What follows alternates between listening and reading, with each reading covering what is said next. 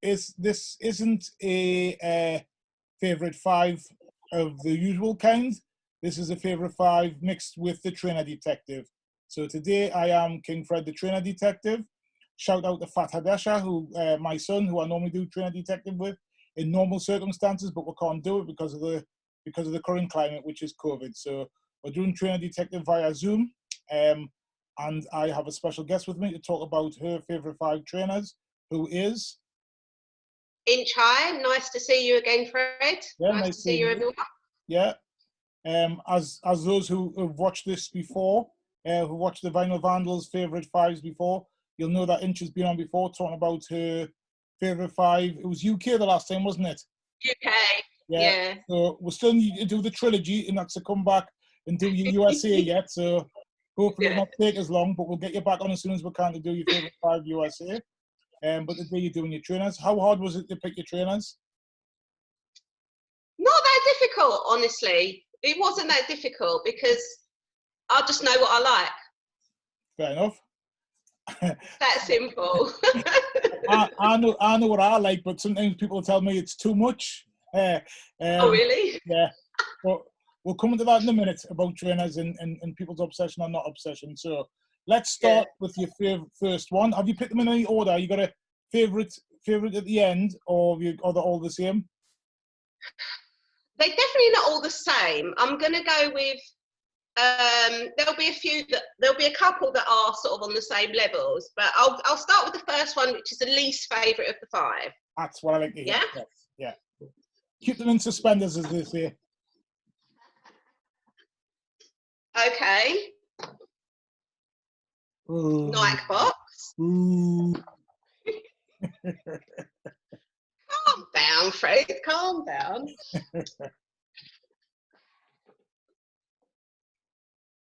God, you can't see that because the camera's overexposed. Yeah, it's a Nike Cortez. Okay. Nice. Nike Cortez. I don't know if you've had these brought up on the show before. Probably. Go on. I was going to say the reason I love this shoe is, again, you know how bloody nostalgic I am. So I had these shoes in the 80s. Okay. And you can't really see them properly on this camera, can you? Yeah, I had the shoe in the 80s. Mm-hmm. And I just remember it being a really comfortable shoe and quite a quality shoe. And also they were quite iconic in the 80s. I love the Chicano and Cholo culture of LA. Yeah. And this shoe is a staple of that style. Yeah. And I love it. I absolutely love it. But in the 80s, I had a black and white colourway. Right. I've just come to that. So for me, anybody who knows me, and it's not a secret, anybody who's watched these shows or knows that I don't do Nike. Yeah. I'm 99.9% Adidas with 1% of Puma. Okay, that's interesting. Yeah, but I have wore Nike before. I used to sell like Nike trainers back in my day. Okay. And also when my son was really, really young, you know, he's only about 1 or 2 year old, I got him a little pair of, me and my ex-wife, my son's mom, got him a pair of Nike Cortez, and she bought me a pair. So I had the white with a red swoosh, and he had the white with a red swoosh as well. So we both had a pair, and I've also had a black and white pair as well, which were all black with a white swoosh. So I've had them. Same. Yeah. Yeah, I had them. So I do like them, just don't wear them anymore, you know. Okay. Yeah. Yeah. In terms of like comfort, now that I've got another pair, I realise actually they're not the most comfortable shoe. What did you say? Number one, they're quite not. They're not, right? Okay. They're a real slim fitting shoe. I don't know. Like you can see, like they're very narrow. Yeah. And also the other thing I noticed about these reissues is that the quality of the materials. Oh, well, yeah. So bad. Like Yeah. The leather is like paper thin. Well, they're not leather anymore. That's the thing. They're not leather anymore. You know. Oh, okay. There you go, Fred. You're schooling me. So whatever this upper material is just rubbish. Like you can see. I mean, honestly, if you look at the sole, I've barely worn these, but look how sort of worn out and cranky that material looks after like a couple of wears. It's just like poor, really. Yeah. But like I said, I love the fact that they're iconic for that kind of LA street style thing. Yeah. I mean, they're a long-standing shoe, aren't they? When I was kind of reading up a bit of this, the history of the Cortez, it's been around since the late 60s or something, and it doesn't look like the design's changed that much. It's so basic. Yeah. But I just like it. It holds good memories for me, so that's why I picked this shoe, because it's got good memories and yeah. You know, I'm all about nostalgia. I used to like wearing them with my chinos, yeah. With the Dickies. With the Dickies, yeah, but you know, I didn't really wear Dickies, but I wore chinos. I have had a pair of Dickies in the past, but yeah, I still wear chinos. And I like wearing like those or canvas type, like Puma suedes. I like wearing them with chinos. And I like wearing Puma suedes are those with chinos are lovely. It's a nice. It's like a nice summer dress, like the wear. Exactly. They're not offensive. Then even the latest colourways are not over the top. They're still quite muted. Yeah. So yeah, it's a really kind of unoffensive shoe that probably everyone could wear. Yeah. Really. And go ahead.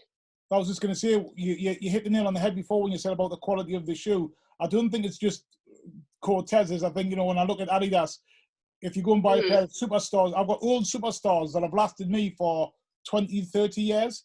You go and buy them now and they fall to bits after about 3 months. The quality is terrible now. The quality is really, really bad, yeah. But what is the Cortez made of now? Let me have a look. Oh, it doesn't say on the box. Synthetic. It says Cortez Leather Premium. Really? I find that hard to believe because they all say leather, but they're not. It's the same with the. And it's definitely not premium leather, that's for sure. Yeah. And I bet if you sniff them, you won't even smell any leather. Normally, when you get leather, you can smell it instantly. Smell it. Yeah. So I don't know. Is it a leather blend? I don't know. Synthetic to me. It's like a pleather, Yeah. Cortez. It probably hasn't got the same ring to it though. Cortez Pleather Premium. Yeah, well, we'll see. But a lot of trainers now, I've noticed that when the ones I used to buy, supposed to be the same sort of make. Yeah. So if you go and buy Adidas Superstars now, they're not like the Superstars I've had in the past. Definitely not. Definitely not. The build quality is just not there anymore. It's cheaper materials for sure. Definitely. I was going to say the other thing that when I sort of done a bit more of my reading back, because I like to prepare for these interviews, was that I'd forgotten that they were on Forrest Gump. That's right. He wore them as his running shoe, didn't he? Yeah, I'd forgotten that. Yeah. That was quite an interesting fact to kind of. So that gave it a bit of revival as well, didn't it? Give it a bit of a. Yeah. Yeah, definitely. And apparently there was a specific ladies version. It's something like the Senorita or something, the Cortez Senorita. Didn't know that. Didn't know anything about it. Okay. That was the 70s, well before our time, Fred. Okay. Yeah, exactly. Great words. So do you know where the Cortez comes from? Is it named after somebody? Was there somebody famous called Cortez? Do you know? I can't remember from my reading, but I do remember the designer was a guy who was originally a designer for Onitsuka Tiger. Right. And apparently he partnered up with the other founding member of Nike, and then it all became Nike, and then there was some big hoo-ha about whether they were going to be able to use the word Cortez or not. Okay. Just from my brief reading, there was that kind of bit of political wrangling in the late 60s, early 70s about the shoe. Okay. Put them down then. Put them down. Will do. So just I know you put them down. Just wait a second. Yeah. I know you're keen, but the laces, there weren't fat laces in there, were there? Were they just the normal laces that were in them? Yeah, normal laces. So are you not a fat laces user? Do you not bother with fat laces, or? I do, but I don't know. A Cortez isn't a shoe that I would put a fat lace in. Okay. So you have certain ones that you do and certain ones you don't. Yeah. Yeah. Interesting. Did you wear fat laces in yours? I wear in some, and some I just think now at my age, they just sometimes they look too ridiculous. I think some trainers need them in because it just sets it off. But other ones I just think I'm just putting fat laces in for the sake of it, and I'm not that bothered. You know what I mean? So some I just don't bother. I just think they're fine with the ones I've got in. You know. Yeah. The only thing I'll do on my like a superstar lends itself to a fat lace, right? That has to be. Yeah. And some like a pair of white Stan Smiths sometimes I think needs just to make it pop off a bit. And also I'm quite boring with my laces as well. I don't like, I'm the type of like trainers I don't like look at my trainers. I like to understate my trainers and not overstate. Okay. Like someone like shout out to John Rutherford from the Vinyl Vandals. He likes to wear some of the most garish trainers I've ever seen, you know. I've seen some of John's trainers, yeah. Yeah, exactly. He likes them loud, you know. Like, I say nothing, Fred. I say nothing. That's good. I'm saying it for both of us. Okay, John, stop wearing your garish, horrible trainers. And he's not here to answer back, so he can't say anything. So that's good. True. Okay, next trainers. This is where it gets difficult because the others, you know, I do really like. So guess what, Fred? Oh, another pair of Nike. Shock horror. Okay. These ones, and I know, was it John that actually had, I think John in his interview brought a Stranger Things release. It was John, weren't it? I think it's John, yeah, it'll be John. But it wasn't. Go on. Well, no, I think John, it would have been John. I think John's the Nike dude, and I think he would have had a pair of Stranger Things ones, yeah. Yeah. But he didn't bring these ones to the table. So these are the Tailwind. Mm-hmm. To me, these were the better of the releases of the Stranger Things. Okay. Hawkins badge. Yeah. What were we saying about garish shoes? That's why I was laughing, because I think these are quite bold. Yes. I think ladies, gotta be careful how I say this, but I think ladies sometimes get away with it. Yeah, but but still, yeah, they're a bit loud. They're bold. They're a bit loud for me, but you know. Sorry about that, Fred. I love them. I actually do love the colourway so much. Okay. Sorry, my headphones have just fallen off. And I'll just show you the packaging because yeah, get it right. Okay. Hawkins newspaper. Yeah. They also came with some badges, which I can't find in here now. Yeah. I don't know what I've done with those badges. But anyway, it was a super duper release. Oh, I found them. Because I'm a massive Stranger Things fan. Okay. Oh, here you go. They came with these. Oh, what's them stickers? They're metal badges. Okay. Stranger Things metal badges. So they came with those.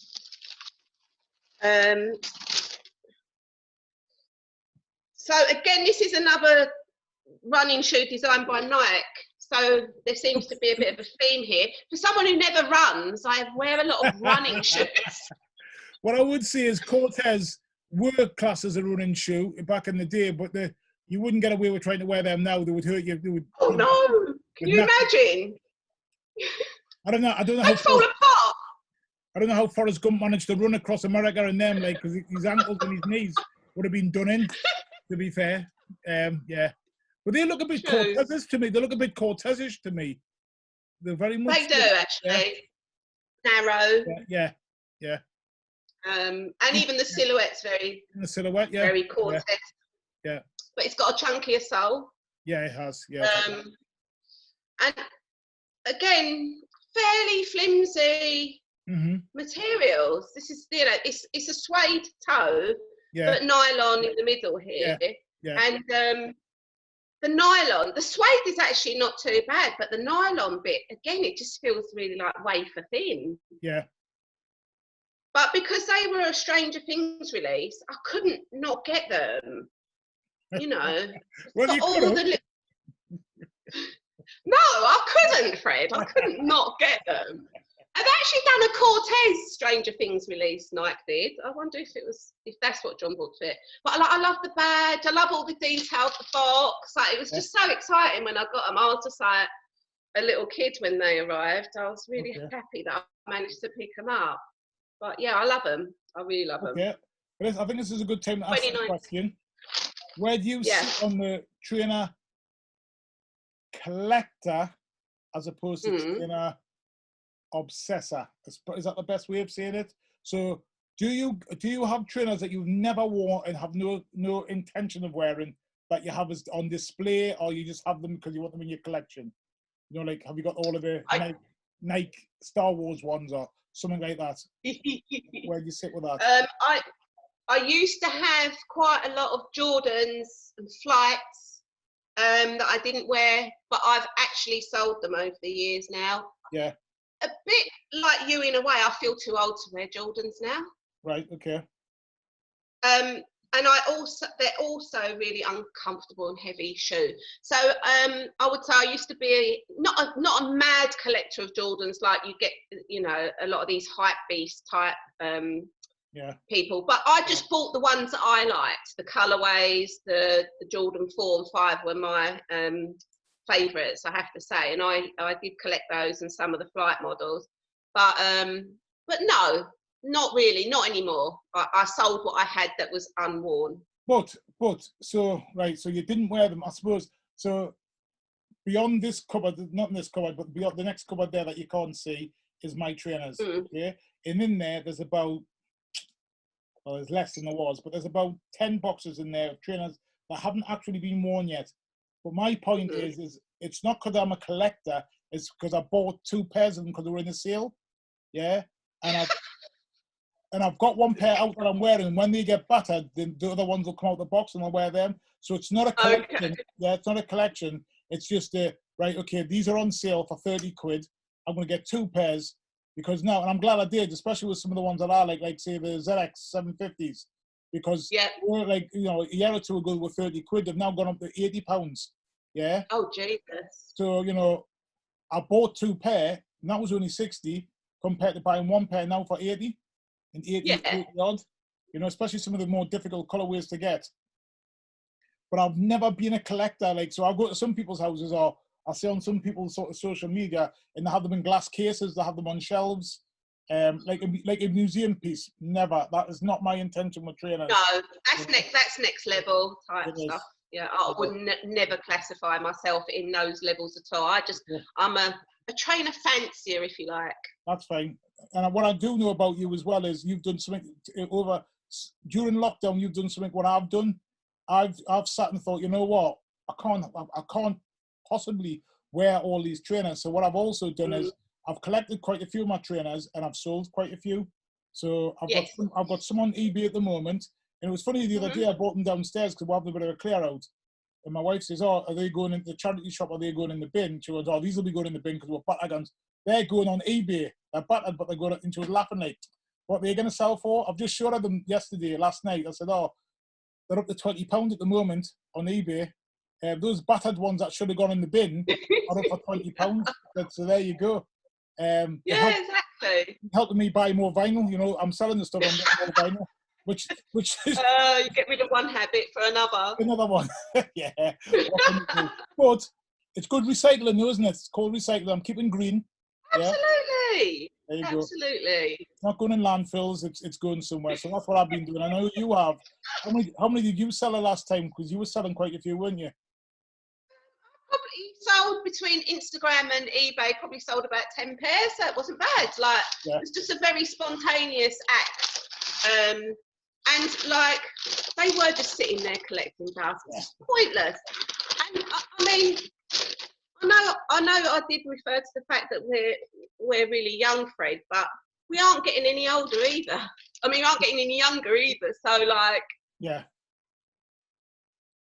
And I just need to get rid of stuff.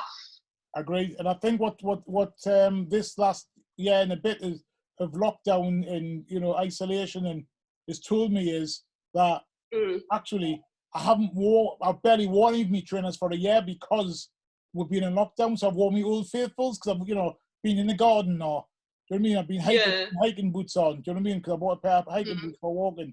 So I haven't really worn my trainers. I haven't worn my trainers that I would normally have worn. So actually, I'm sort of a year behind with my trainer rotation. Do you know what I mean? So it's like, well, actually, I've never worn them for a year, so I might as well sell them. So I've sold some Stan Smiths, I've sold some Superstars, I've sold some Select 750s, I've sold some Sambas. You know, I've just thought, you know, get rid. You know. Yeah. You've been rocking those slippers for 12 months, like me, Fred. Well, slides. Like, what do you call them? Adidas Glades. Adidas Glades. Yeah. Not me. I've actually been rocking slippers for 12 months. No slippers in this house. No slippers in this house. Unless they've got the Adidas on them. Yeah. Don't you worry about that. Okay. Put them away. So look, even the inside of the box lid. Nice. It's a nice presentation box. It is. Nice. Yeah. Okay, number 3. Oh, it gets tricky, Fred. It gets tricky.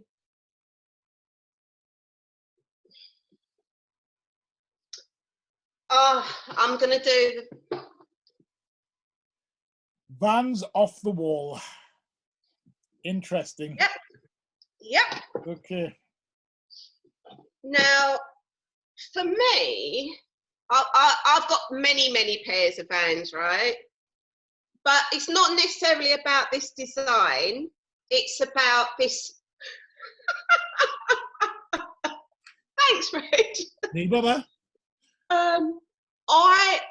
I actually, let me fess up here. If I wear any shoe now on a day-to-day basis, it's a Van slip-on because I'm 48 years old. Do you know what comfort means to me on a daily basis? So I only started wearing Vans probably 4 or 5 years ago. And now I absolutely live in Vans slip-ons. You can cut the video here if you like. Keep talking. Honestly, have you ever tried a Van slip-on? I can categorically look at the camera with all honesty and say, hell no. I've never worn Vans. And there's a reason for that, because they're ugly. Yeah, but this is one of the beauties of it, right? Now, let me take you back a bit. One of the beauties of the Vans is that they're customizable. There's so many colors, there's so many patterns, there's so many designs.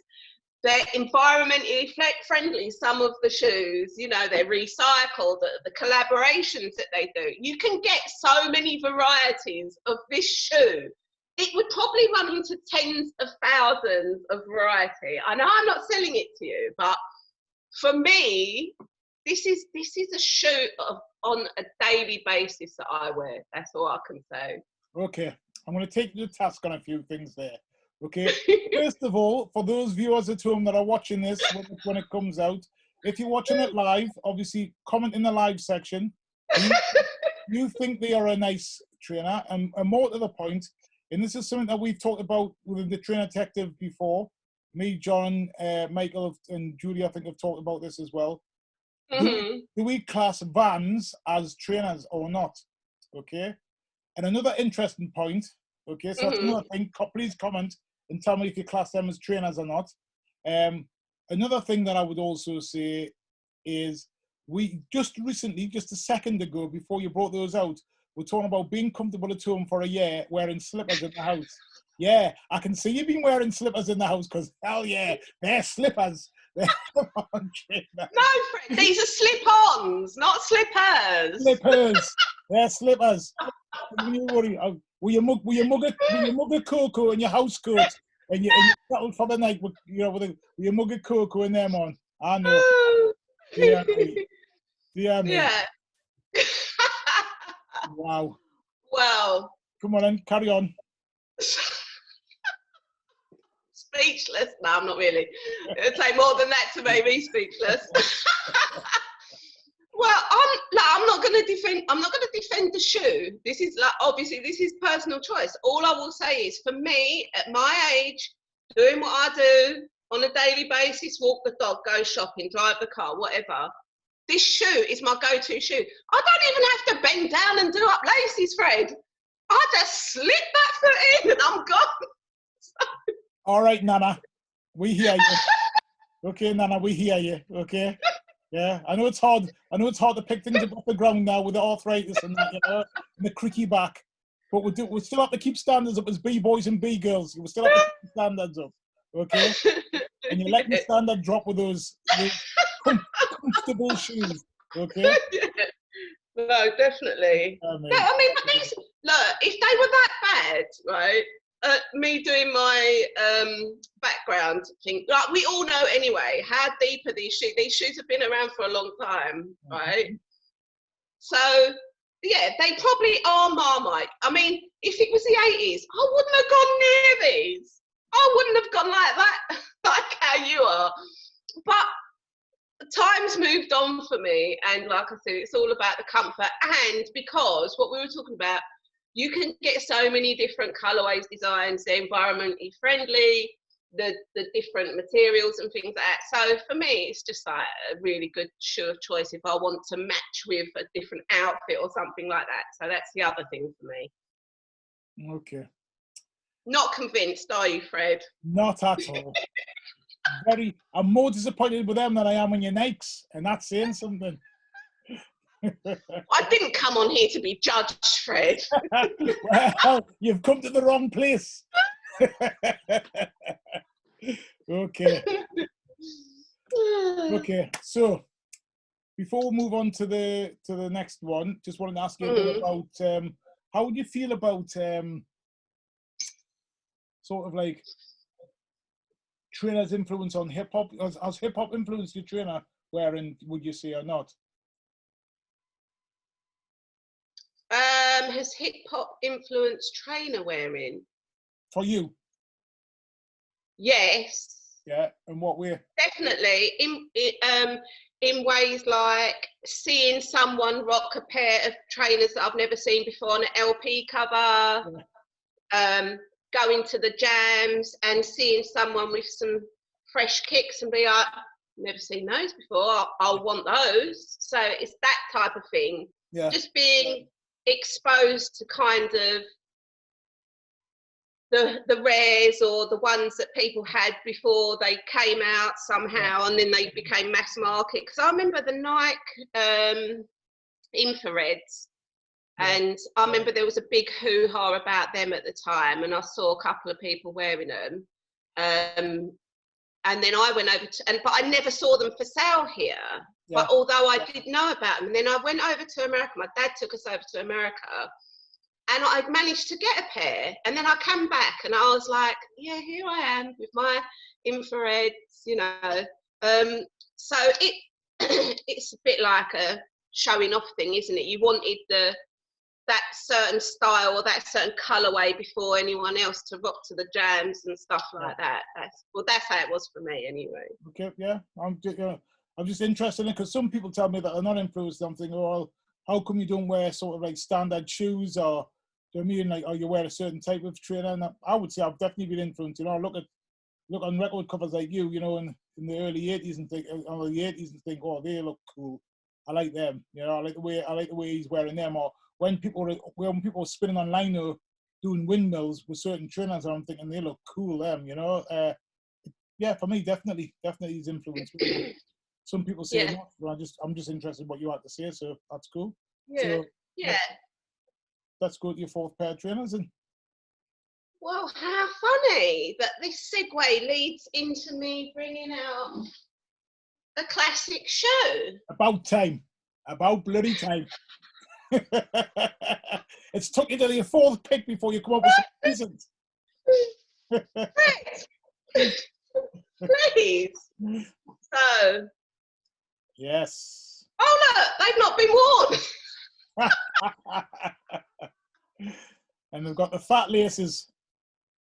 We've got the fat, we've got slim, we've got a number of different laces within this issue, actually. So this is the Puma State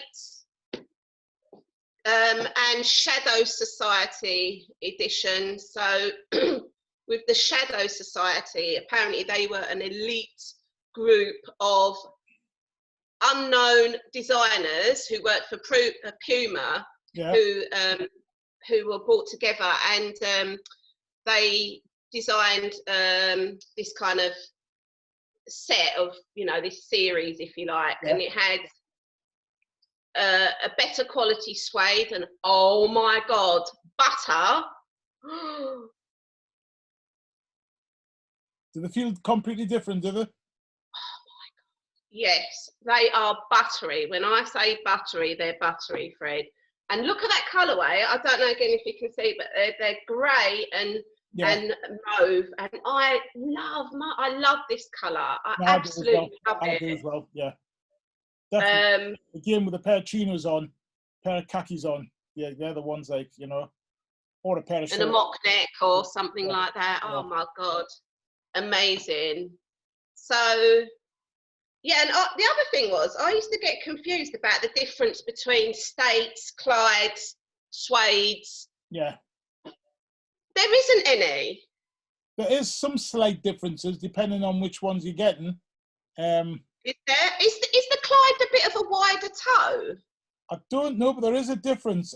I know that I've got a pair that I always thought was suede, and someone told me they were. I can't even see if I can see them there. But they're not the same, the Clydes, and I was like, okay. And when I look at them next to each other, you can see there's a difference. It'd be interesting to know what it is, because when I was again reading doing some homework, and it said that they used to be called the crack. How inappropriate nowadays! But and then they became. Hold on, They were the crack, then they became the Clyde, and then they became States, and then suedes. But there obviously were design refinements, if you like. Yeah. Well, But we know, for instance, I've got superstars, and some of the superstars I've got, you can see a slight difference between them. They're not all the same. Yeah, there is slight variations, even though the superstars are quite a simple shoe. There is slight differences. You can tell. Some of them are called Superstar 2s, some are called just Superstars. You know what I mean? Same with the sort of like ZXs. There is slight differences in the way the sole's formed, or the way the toe molding is. So there's definitely something. But you're right. That colorway there is beautiful. It is a beautiful, very, very nice. Love it. Definitely. Love it. And this edition came with a Shadow Society leather pouch. Right. And it is leather. And the pouch contains a variety of laces. Oh, nice. Which is pretty cool. Again, this is it's not like a van, so I'm not going to say it's like a van, but I live in these as well. I've got like many, many different colorways of suedes. With fat laces, I'll wear a suede with a fat lace if I wear it. These are unworn, but it's just it's a classic b-boy b-girl shoe, as we know. Yeah, iconic in its own right. Super comfortable for the nanas like me. Yeah, you said it. And all the different colorways and editions that you can get. So yeah. I mean, this had to be in the top 5. It couldn't not be, for so many different reasons, really. And just in this Go ahead. I was just going to say, for me, the Puma suede as well, it's my go-to summer shoe. It's definitely one I wear in the summer. Yeah, I don't really wear them, well, because of the suede, I don't really wear them in the winter. I tend to wear them late spring to summer, all the way through to early autumn, and then they're boxed again until the next year. You know, you won't see me wearing them outside of those times, you know. I've got leather suedes. Have you? I've got a couple of pair of leather suedes, yeah. Okay. Cool. So they make them wearable for winter. I've got a black pair and a grey pair, I think. Nice. So yeah, that's what I mean. Like, it's just such a versatile shoe as far as I'm concerned. How many pairs have you got? How many pairs of suedes have you got?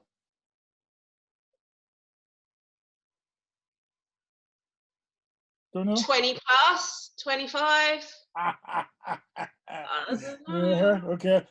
I'm coming to that question in a minute, so we'll yeah. I don't know. That's a bit, honestly, I don't know. It was a rookie error for me. I should have counted up. Maybe I should have anticipated this question. Mm-hmm.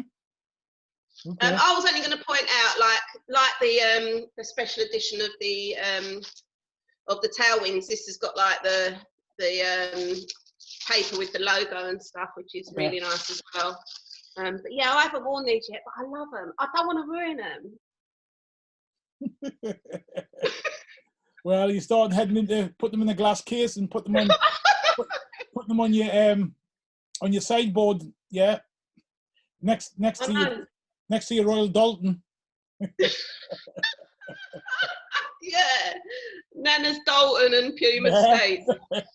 If only you could feel it. Feel the material though, Fred. It's like top notch, absolutely top notch. I love them. I don't think these are going to get worn for a while yet. I would be scared to wear them. Like, it'd have to be in the summer, and have to be a rain check, definitely. And it'd have to be just, you know, somewhere like a beer garden where I know it's not going to, you know, they're going to get stamped on or anything like that. There won't be many places I'll be able to go in a pair like that. They're all nice, but it just narrows where you can wear them in case someone stands on them. You couldn't wear them to a gig, could you? Oh no, you could not wear them. That's the place you'd want to. That's the place you'd want to wear them so everyone can see them. Do you know what I mean? Yeah, exactly. Yeah. I've got a question for you, if I may, Fred. Is this the ultimate hip hop shoe for you, or is it something else? Do you have to define hip hop as a shoe? Very nearly, but it's Superstars because I run the MC. Superstars, right. Superstars got the tip, and Superstars aren't even that comfortable. I've got flat feet, so I can't wear them a long time and walk around in them or stand in them. Do you know what I mean? But for me, they are the ultimate B-boy, B-girl shoe. But actually, looking wise, it's probably better. Suedes are probably better looking. Yeah. However, I just think for me, just what they stand for with, Run DMC, how they seem to just turn the tide, where people were talking about trainers more than they were talking about other parts of sort of like hip hop culture. Superstars or hip hop or the ultimate B-boy, B-girl shoe. Yeah, interesting, because I think these are, but it's nice to, but I would say, like, without a doubt, like, the Superstars that would be next for me, but for me, this is the ultimate. And funny enough, Superstars are more my winter shoe, but I don't wear them too often because they knock my feet.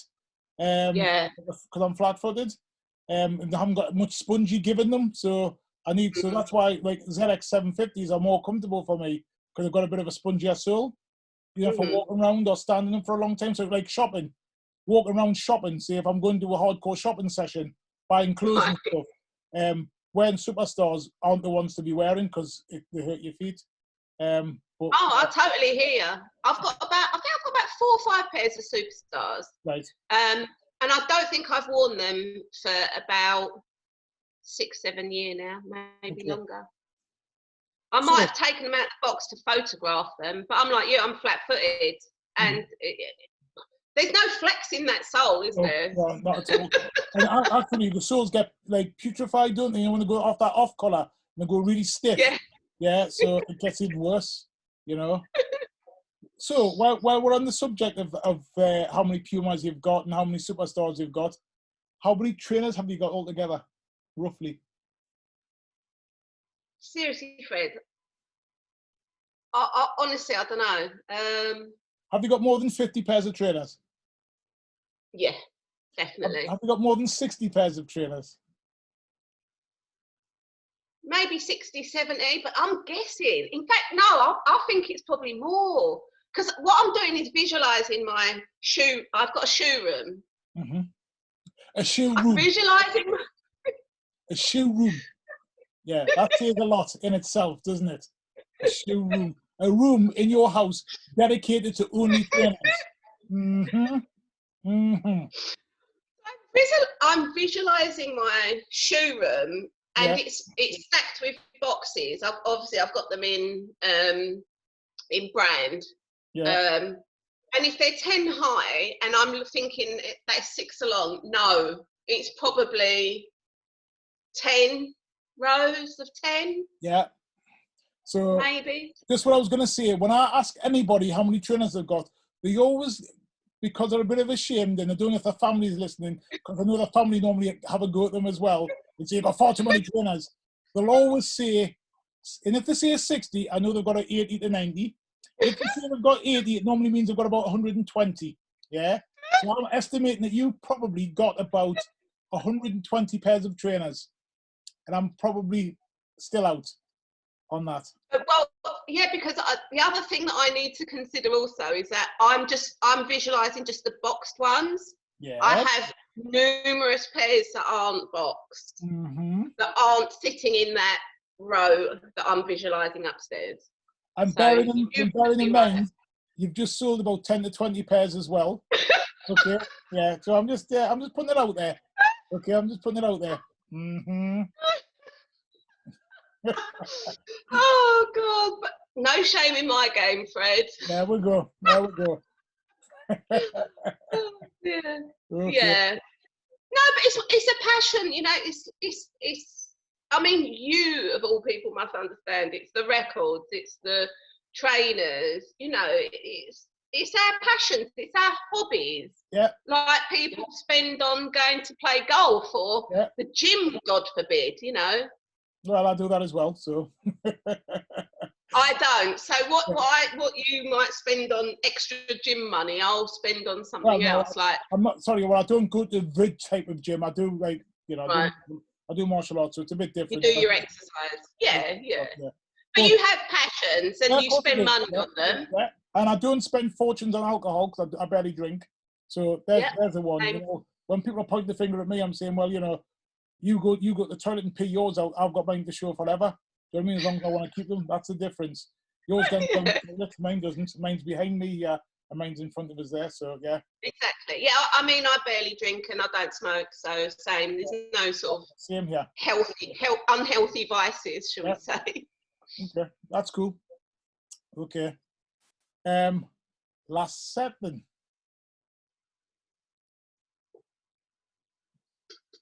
And a bloody better day. I hope you're happy. Yeah. Oh, you were gonna get turned off there, mate. You were lucky. Yes, it's the blue box with the white stripe. White stripes. See if I approve. Doesn't mean I approve. Well, you've mentioned this series a couple of times. Oh, excuse me. Hold on. Let me get organised here. Oh, okay. Which ones are they? ZX 9000. 9000s. Okay. Yeah. 9000. Okay. Iconic show in every way for me. Just look at the design. It was so different to anything else that was out at the time. It was, yeah. Like that torsion bit and that. Like, yeah. Who'd ever seen that design during the late 80s? It was just not a thing, was it? No. Very comfortable. Very comfortable. Really comfortable. Unusual colourways. Yeah. That was the other thing. It's like, wow. They were very Who would loud. have thought of it? Some of them were very loud. I used to have a blue, like a blue and yellowy type, blue, yellow and white pair. They were lovely. Yeah. The aqua, is it the aqua blue ones? The sort of mid blue colour? No, they were like a navy blue. Oh, a navy blue. Okay. Yeah. I'm not sure I've seen those, but anyway, like I just love these. And do you know what? Every time I wear them, they become a talking point. Yeah. Like I ain't seen them for ages. Or what are they? Like these are reissues, obviously. They're not from back in the day, but the colours are still the same, and the design is almost exactly the same. Yeah. And they're just a real talking point for those that know what they are. They really are like a trip down memory lane, if you like. How do you wear those? Do you wear them with jeans? Do you wear them with skirts? How do you wear them? I think I've never rocked them with a skirt, but I reckon I could. Okay. They're quite a compact shoe. Yeah. And to be honest, I have worn these quite a lot, and look, they're still pretty good. I mean, I know there's a crease in the toe there, but they've stood the test of me wearing. I've worn them a lot. Yeah. And they've worn really well. Like the materials are exceptional, really. Have you ever worn them to a gig? Yeah, I have. Okay. Yeah, I have. I can't remember what one. I'm always interested in what people wear to gigs. I just, it always makes me curious of what people wear, because it's a hard choice, isn't it? You want to be seen to be looking good going to a gig, yeah. But it's like, what do you actually wear when you're going to get beer on them, stamped on, and then you're going to get a kebab afterwards where people stamp on them with greasy footprints and stuff. So what do you wear? Chili sauce. Chili sauce. Yeah. But these have got maximum flossing levels, I think. So yeah, these have definitely been worn to a gig. Definitely. But I've got great memories of these though in other ways. Like around my area, we used to have some quite, I don't know how to put it, scallywags, if you like. And it's really weird. All the scallywags, they always used to wear the ZX range. It was almost like a uniform. It was really weird. Like, isn't that the same as people wearing Air Max now? It's the same thing with Air Max, isn't it? The Air Max 90s. Round these parts, that's what everybody wears round here, Yeah. Yeah.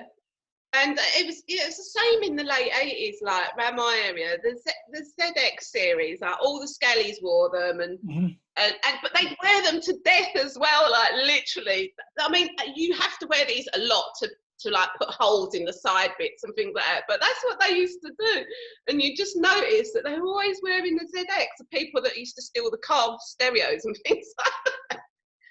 So yeah, that's the memory I have of not necessarily this model, but the ZX shoe. ZX shoe, yeah. Okay, nice one. Okay then, so that's been a great tour through your shoe collection. Okay. Thank you. Is there anything else you want to talk about about trainers and stuff?